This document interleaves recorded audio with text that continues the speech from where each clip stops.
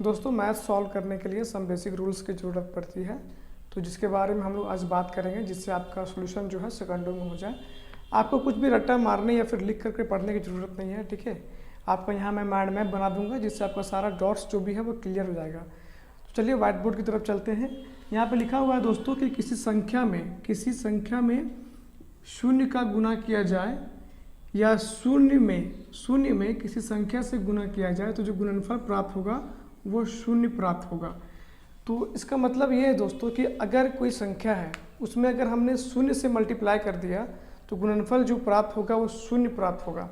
जैसे कि यहाँ पे देखिए x कोई संख्या है और हमने 0 से मल्टीप्लाई कर दिया तो गुणनफल क्या आ गया 0।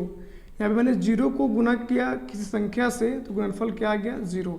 चलिए अब एग्जाम्पल दे करके क्लियर करते हैं। तो एग्जाम्पल में देखिए यहाँ पे 5 कोई संख्या है और हमने इसको गुना किया 0 से, तो 5 गुना 0 बराबर 0।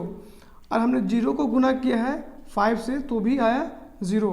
दोस्तों थर्ड एग्जाम्पल जो है 2 गुने 4 गुने 0 गुने 5 गुने 2 बराबर 0।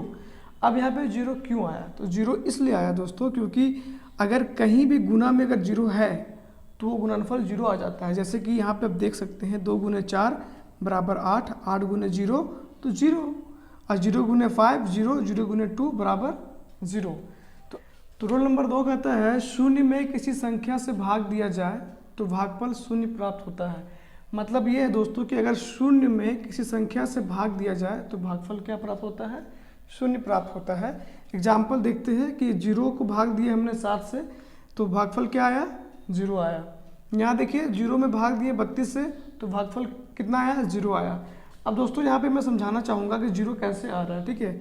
तो देखिए यही वाला एग्जाम्पल देखिए, है ना, 2 से भाग दे रहे किसको? 0 को, तो 2 0 0, तो आप देखिए भागफल कितना आ रहा? 0 आ रहा। दोस्तों अब आगे बढ़ते हैं रूल नंबर 3 की तरफ। तो रूल नंबर 3 कहता है किसी संख्या को शून्य से भाग दिया जाए तो भागफल इन्फिनिटी प्राप्त होता है, ठीक है। तो इन्फिनिटिव क्या होता है दोस्तों कि इन्फिनिटी का मतलब होता है कि जिसे हम ज्ञात नहीं कर सकते हैं, जिसे हम ज्ञात नहीं कर सकते हैं।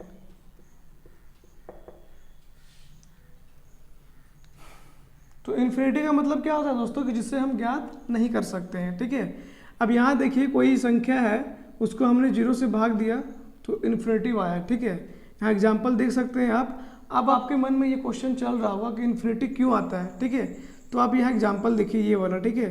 अगर हम 0 से भाग देंगे 17 को, ठीक है, तो आप बताइए कि 0 के कौन सा टेबल में 17 आता है, ठीक है। कोई सा टेबल में नहीं आता है, ठीक है।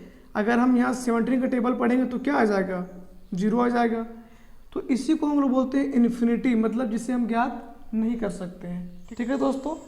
मिलते हैं नेक्स्ट वीडियो में। ये पार्ट 1 है, इसका आगे पार्ट भी जारी रहेगा। धन्यवाद।